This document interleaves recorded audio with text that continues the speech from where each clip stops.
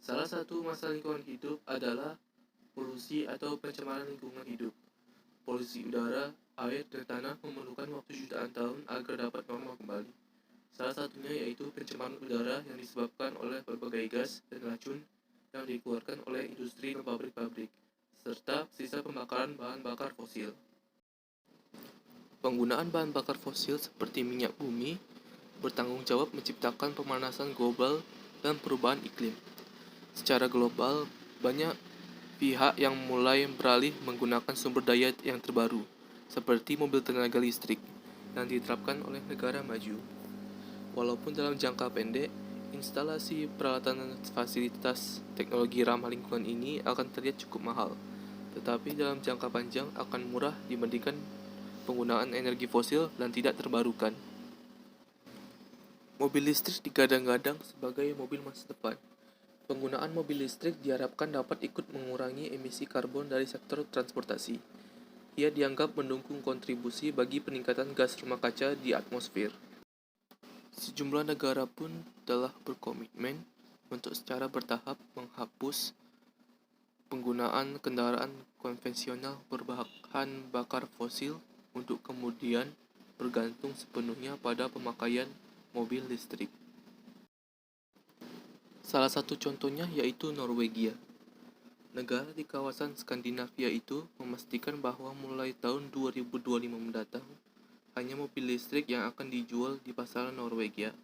Untuk merealisasikan hal ini, pemerintah Norwegia terus membangun stasiun pengisian daya gratis untuk mobil listrik.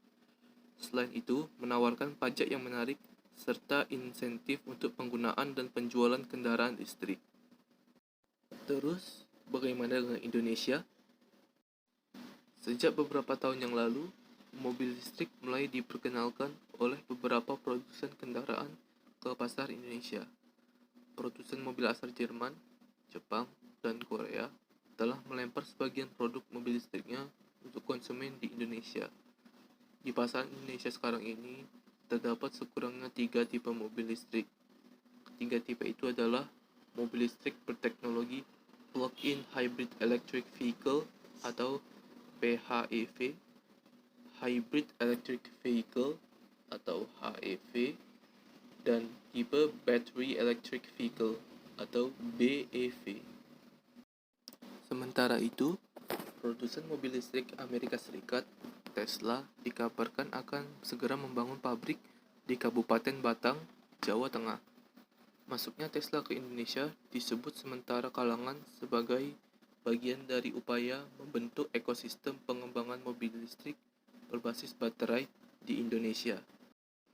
Sebagai bentuk dukungan penuh terhadap keberadaan kendaraan listrik, pemerintah Indonesia juga berencana mengganti kendaraan dinas bahan bakar fosil menjadi kendaraan listrik.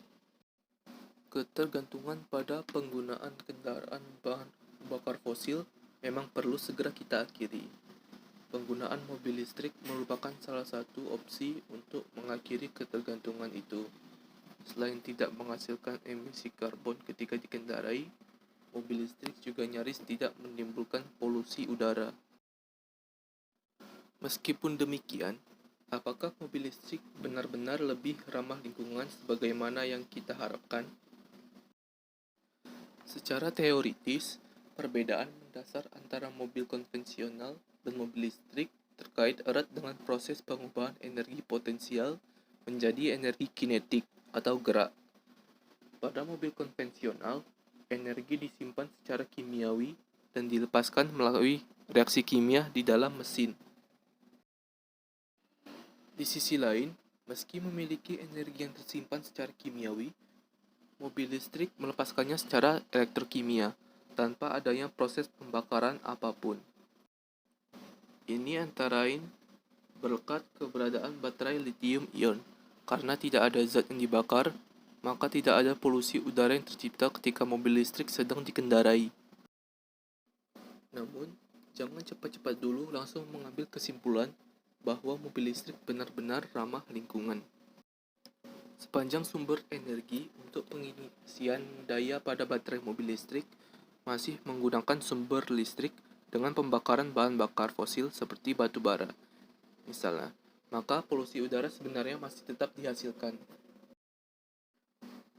Dengan kata lain, penggunaan mobil listrik hanya sebatas mengurangi tingkat polusi udara di jalanan ketika mobil listrik itu dikendarai, namun bisa saja tetap menyebabkan polusi udara dari sumber lain di tempat lain. Oleh sebab itu, dibutuhkan pula sumber listrik yang juga ramah lingkungan, misalnya yang bersumber dari panel surya, turbin bayu, maupun nuklir. Artinya, pengembangan dan sumber penggunaan mobil listrik harus pula dibarengi dengan penggunaan sumber-sumber energi bersih yang terbarukan. Sekian presentasi tentang masalah lingkungan serta teknologi untuk mengatasinya dari saya.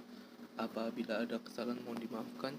Wassalamualaikum warahmatullahi wabarakatuh.